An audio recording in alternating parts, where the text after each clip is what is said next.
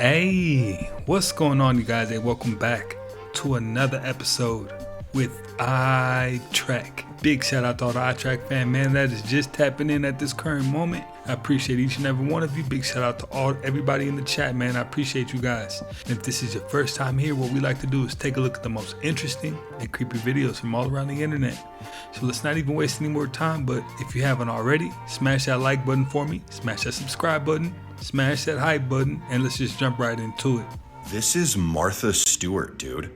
Yeah, she is 83 years old. What is happening? Here she is 19 years ago, and here she is 2 years ago. And obviously, yes, but also how? And in case you thought that was a fluke, here's Martha Stewart again, thirst trapping in her 80s, and honestly, it's working. Same person, both Martha Stewart, and yeah, she looks great in this picture, but this one, dude, like, I'm hitting the link. Here's Martha Stewart, I believe this was in the 90s, and here she is today. Make it make sense, dude. I mean, other than a really good surgeon, obviously. Hey, Martha apparently is on that same type of time as Kris Jenner. And if you haven't seen Kris Jenner, just Google it. It's pretty wild. Internet has an expiration date. It's called the year 2038 problem, and it can break computers all over the world. You see, a ton of old systems keep track of time by counting seconds since January 1st, 1970. But they only use 32 bits of memory to do this. That means the clock runs out on January 19th, 2038 at 3:14 a.m. UTC. At that moment, the counter flips back to negative numbers. So what would happen is that systems that aren't patched would think that the date is December 1901. So imagine a hospital monitor, a banking system, or a flight software suddenly thinking it's in the wrong century. That could trigger crashes, data corruption, or total shutdowns. And we've actually been through something like this before, the Y2K bug. But this one's a little bit sneakier because it can hide in embedded devices like routers, elevators, industrial machines, things that people forget they need to update. We don't know how many systems are going to be vulnerable until the date gets closer. Some experts are saying the impact could be small, while others say it could cripple our critical infrastructure. So is the year 2038 problem the next Y2K panic, or the digital apocalypse that nobody's ready for? Cap. Y'all, I am in my yard. Watch my face. This is not an app doing this. This is my yard. The church is behind me. Watch my face. Church. You can see straight through me. I kid you not. Look at this. Whoa. On camera, Summer's face seems to twist and distort into something unrecognizable as she simply moves around in her own backyard. Summer says that she is deeply worried that the strange old church across the street might be the cause of the creepy occurrence. She attempts to find information about the history of the old church, but she hits a dead end and is left with no answers. So did Summer catch a bizarre paranormal visual disturbance on camera? Or just what is going on here?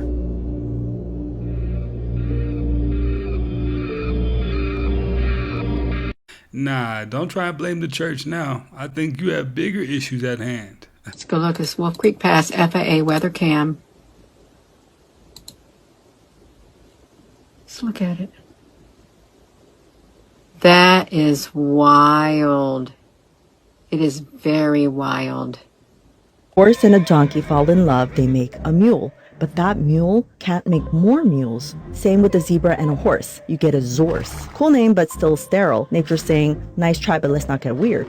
Lion and tiger, you get a liger. Bison and cow make a beefalo. Goat and sheep make a geep. So different species in the same genus can mix, but their hybrid kids are one-hit wonders because they can't continue the family line. Subscribe. How old were you when you realized you were supposed to jump when you wake up in the morning? It's better than coffee this entire time. Look, you guys sent me to this account 10,000 plus DMs. I had no idea that was even physically possible. Saying, dude, did you hear? Look at this. Everybody's apparently trying it on TikTok. But the science is very simple and it works flawlessly. When you wake up, immediately start jumping. Not a lot, like 5 to 7 times.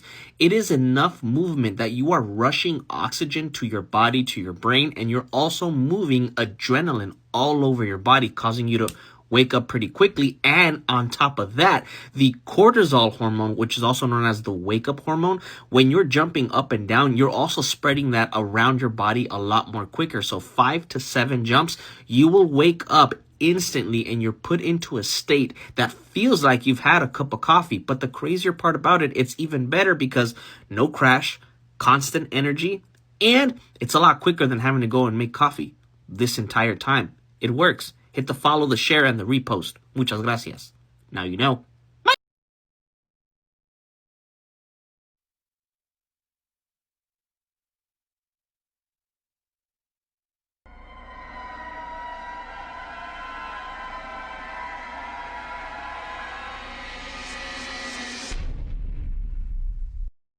Two college wrestlers took on their toughest opponent yet, a grizzly bear. The two were hiking and searching for fallen antlers when all of a sudden a grizzly bear charged from out of the woods and started attacking Brady. His friend Kendall, without any hesitation, even though he only knew Brady for a month at that point, jumped on the bear's back and started punching it. The 500-pound bear turned on Kendall and mauled him before eventually walking away, but that was just a tease. The bear returned and attacked Kendall some more. Somehow they managed to escape, called 911 and were life flighted out, and both made a full recovery. Hey, see, now we all need a friend like Kendall. I mean, he knew the man for about a month or so, and imagine he's helping him save his life from a bear. It'll be the ones you just met that'll do the right thing, and the people that you've known for years, forget about it. Saying the whole of the universe can exist in one electron? The Dalai Lama wrote a book called The Entire Universe in One Atom. And then when the three of us were invited, myself and Nassim Haramein and someone else were invited to speak with the Dalai Lama, he said, I want to know about your work. And I pushed Nassim forward. I said, tell him about your finding with it. And he said, oh, I have this equation that proves what you wrote in your book 15 years ago. And he gave him the math of it, that the entire mass of the known universe, when reduced, take all the space out, it will fit inside one proton. What?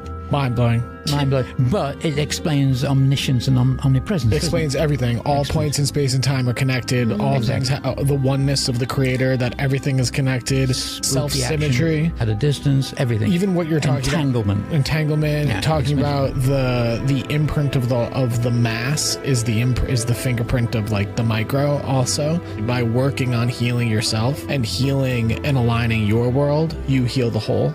Lady Gaga is currently going viral because of how demonic her performance at the VMAs were.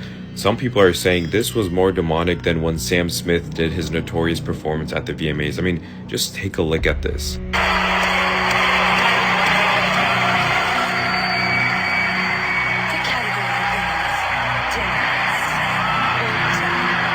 Usually when I make a video like this, people are saying, oh, there's a deeper meaning, this is art, this is beauty.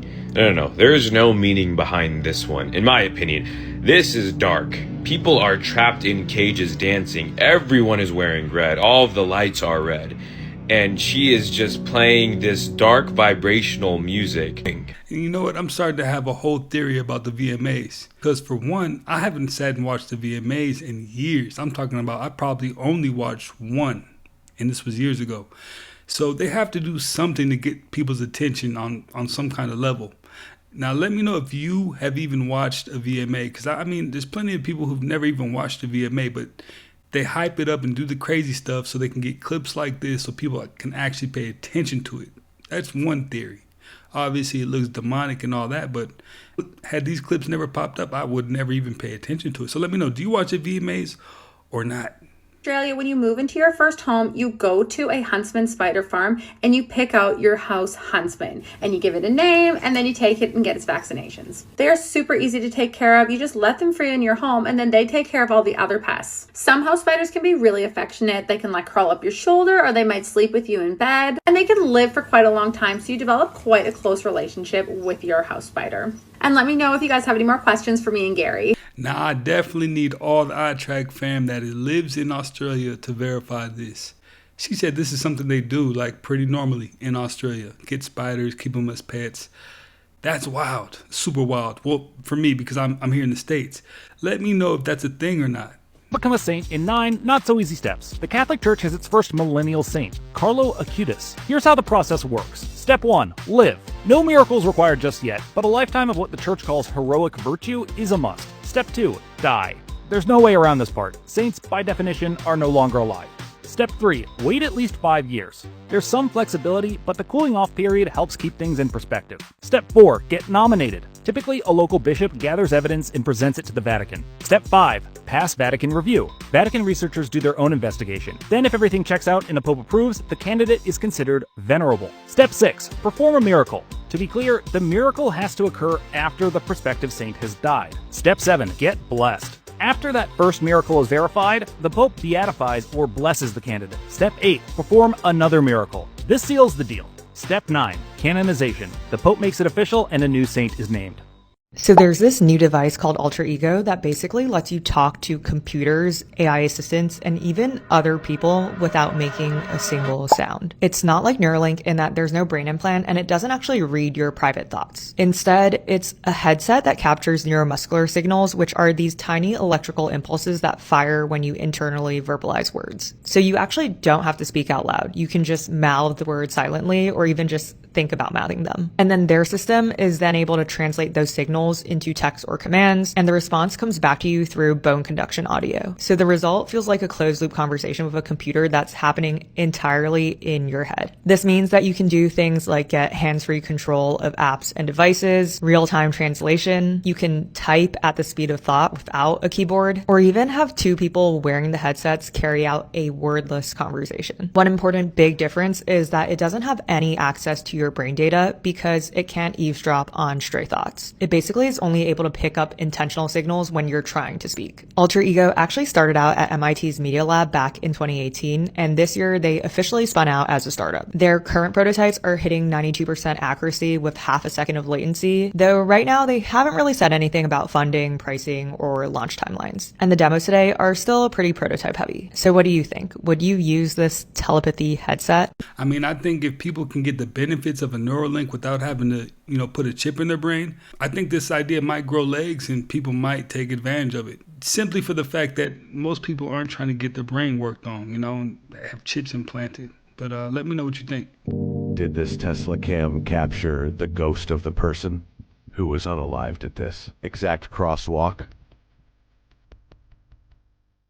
Apartments on this corner, he'd come out, he'd walk the downtown streets, he'd go to Kroger, he was killed, as you said, last night around 12:15 while trying to cross one part of Walnut Street to the other. As the driver makes a right turn, the corner is completely empty. No one in sight. But as he pulls up to the stop sign, he says something suddenly appears out of nowhere in the middle of the road to his left. The Tesla's left corner camera also picks it up. Then, as he makes the left turn, the driver says the figure kept staring at him in an unsettling, eerie way. The driver said that when he reviewed the video, it seemed odd, as if the figure appeared out of nowhere, in the blink of an eye. He admits it might be nothing, maybe just something he missed, but still felt it was worth sharing this video. He built his own rocket ship to prove the Earth was flat, but things didn't quite go as planned. He called himself Mad Mike, and before becoming a backyard astronaut, he was a daredevil that jumped limousines. But he believed the Earth was flat, and the only way he'd be convinced otherwise is seeing it with his own eyes. He said, quote, "I'm not going to take anyone else's word for it, or NASA, or especially Elon Musk. I'm going to build my own rocket right here, and I'm going to see it with my own eyes." So he started building his own steam-powered rocket in his backyard, with the plan of flying 5,000 feet to settle this once and for all, because there were no other possible options. His first rocket sent him 1,400 feet in the air. Not quite high enough for his goal, but high enough to leave him injured. He needed funding to build a better rocket, so he turned to the flat Earth community to raise money, but that one only sent him 1,900 feet. But his third rocket would launch him 500 miles per hour and send him to the edge of space, if things worked as intended. Unfortunately, the parachute deployed prematurely, got ripped by the ladder, and the rocket did a nosedive directly into the ground. Recently, a comedian by the name of Reggie Carroll passed away in Cat Williams' home. And a lot of people are saying that it's very weird and very suspicious. Apparently, Cat Williams was not charged for the unaliving. It was actually his bodyguard who took the fall. And here's where it gets even weirder. Not long before this, Cat has started openly pledging his allegiance to the Brotherhood. the Masons. And there are pictures of him throwing up the signs, showing that connection.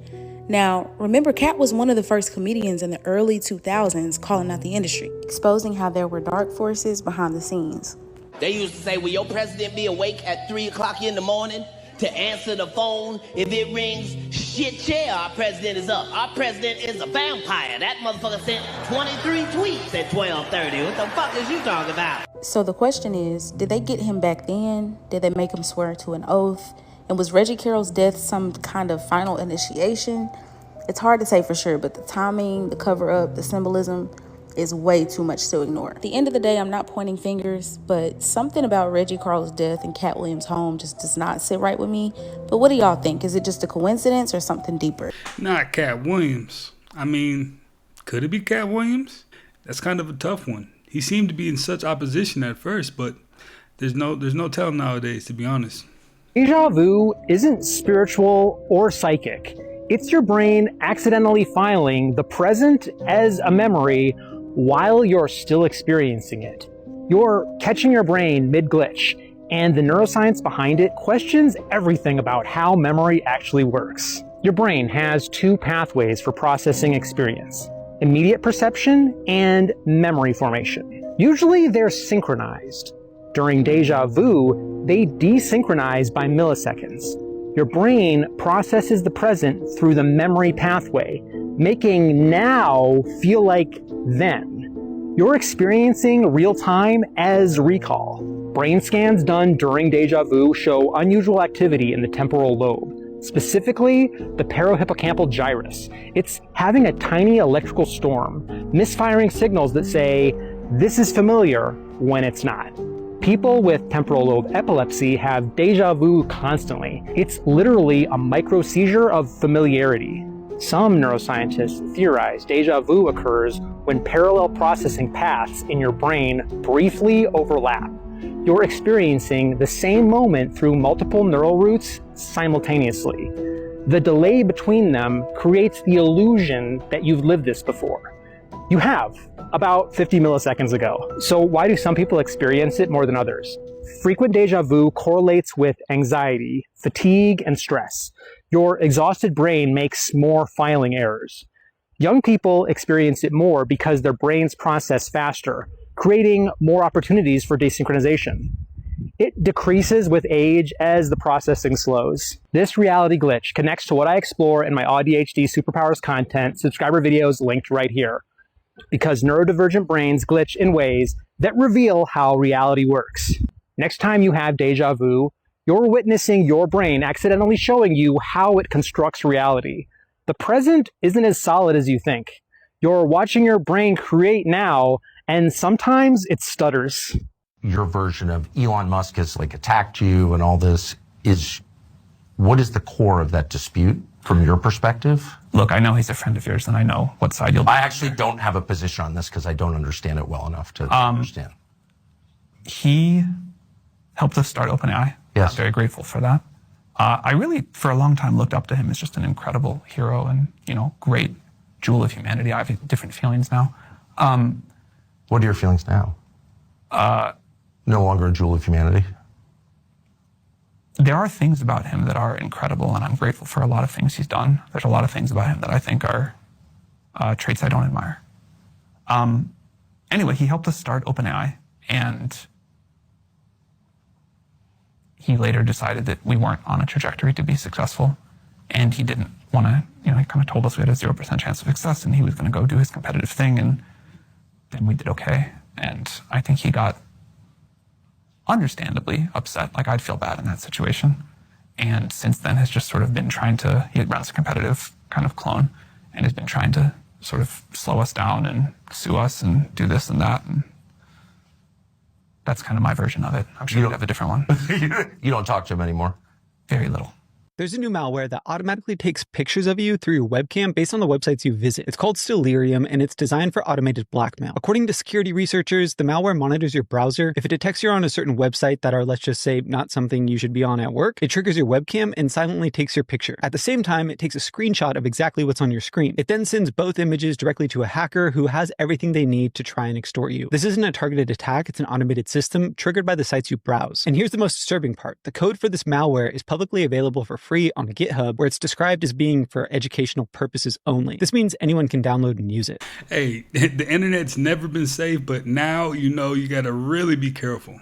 So Metatron is one of the names, but you could say that it was Thoth, right? So it's an angelic form. Metatron's an angelic form. You've got Thoth that's associated with it. You've got Saint Germain that's associated with it. You've got the keys of Metatron. So there are multiple incarnations. Wherever you see keys, right? Keys of Peter, keys of Melchizedek. Who was Melchizedek? He was a priest king, a hierophant, who Abraham paid tithes and offerings to. Who was this person throughout time? Solomon, seal of Solomon, keys of Solomon as well. They're all actually related to Metatron. I believe they're all different incarnations of Metatron through time, the archangel.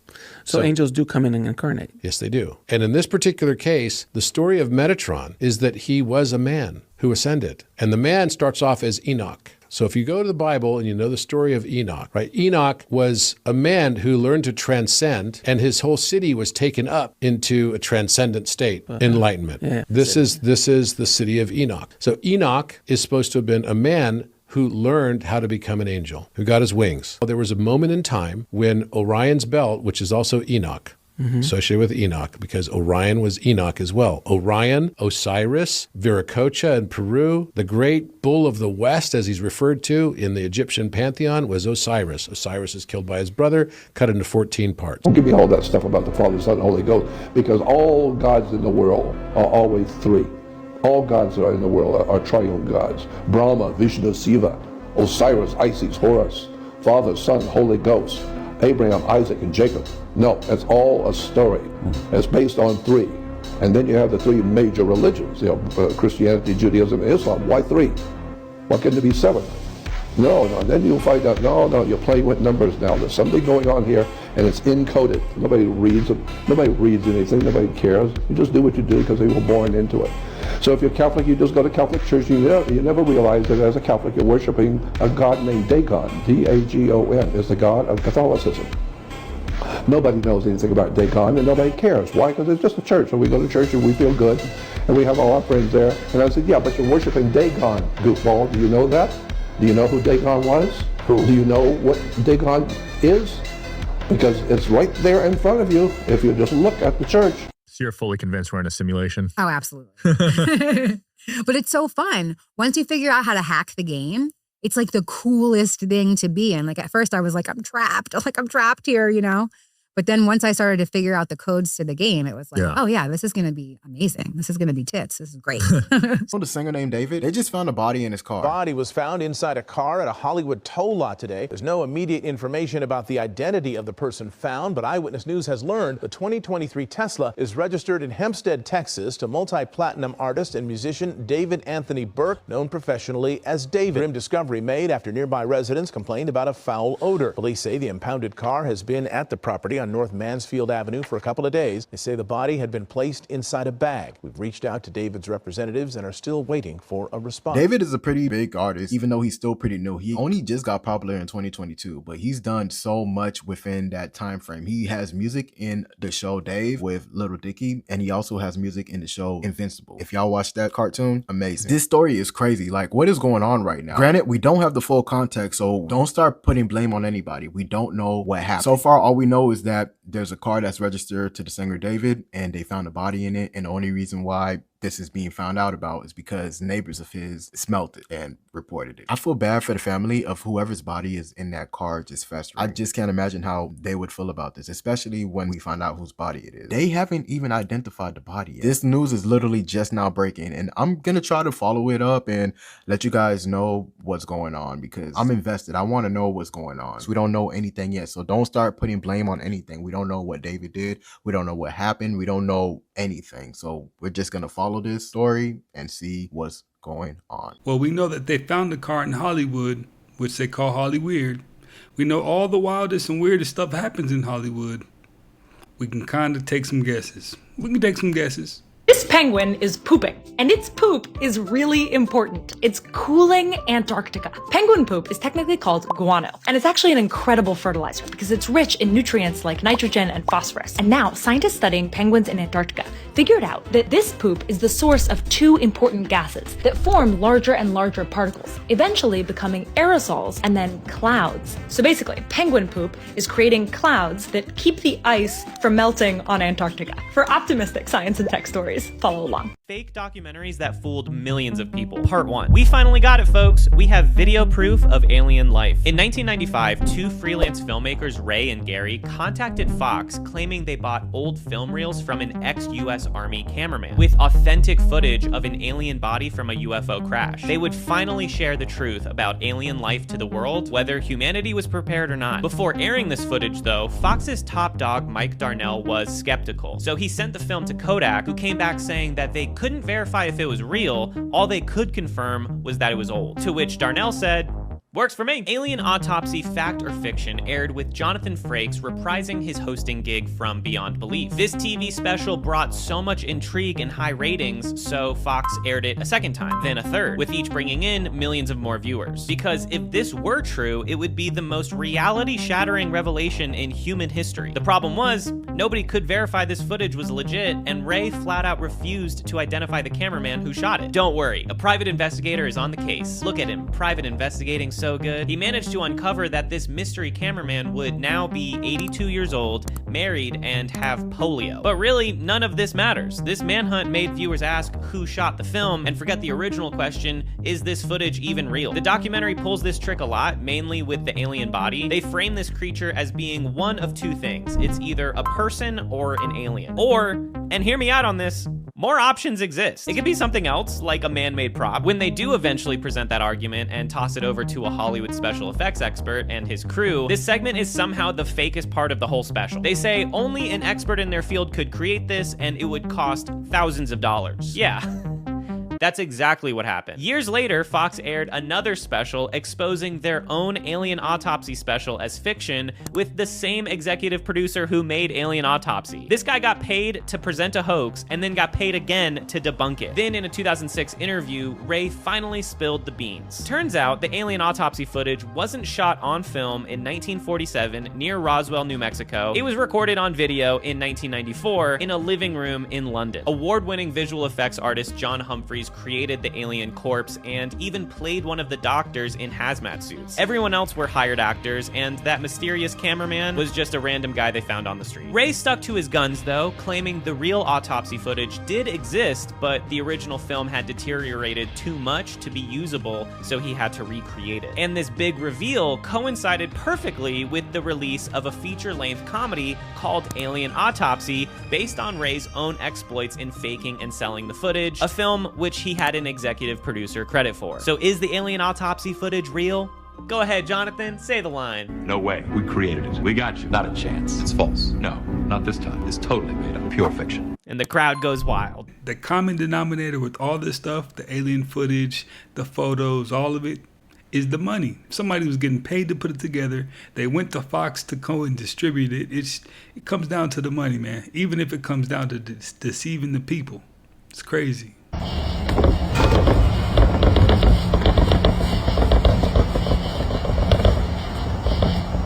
He sets up a camera down there to see what's going on. What he captures makes his blood run cold. I just saw the scariest thing I've ever seen in my life.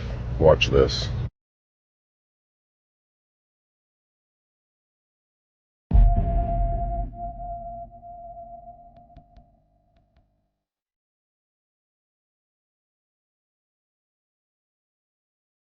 Kyle's camera captures what looks like a person or something hiding in the tiny crawl space underneath his house.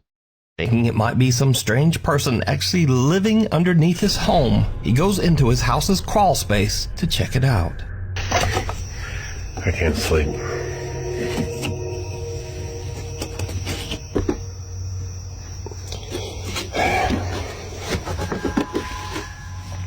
There's a security camera. I don't know what I saw. I'm not seeing anything. I don't know what this tarp is. Whether or not there's anything underneath it. I don't see anything. I don't see any signs of life. I don't see any signs of afterlife. I'm gonna get the heck out of here. Kyle investigates and even crawls his way into the space underneath his house. But there's just no one there. So what do you think this is? Let me know. And that's the future that's coming, where you have to learn how you learn so you can teach yourself anything.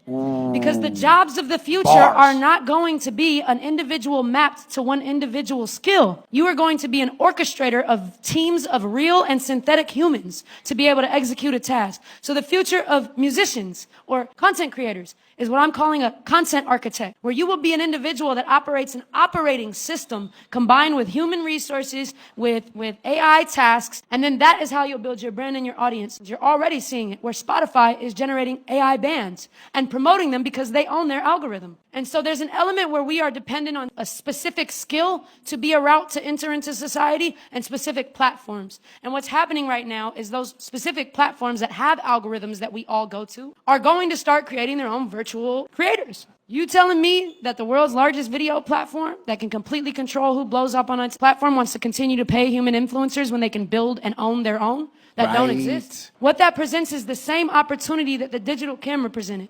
So the first digital camera came out in 1991, but they didn't become household every day until the early 2000s. And when they started to become household, there were two creators that come to mind who thought about what the future of content creation and content distribution looks like because this tool existed.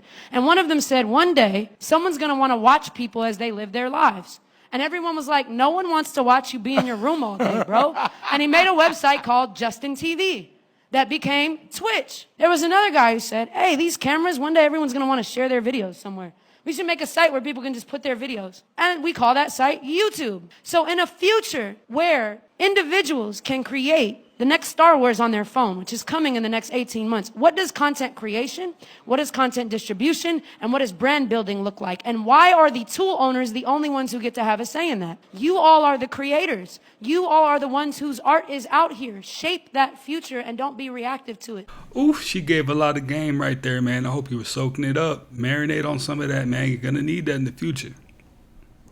Well, you guys, hey, that's another one in the books, man. I appreciate you guys for stopping by yet again and watching another one with me.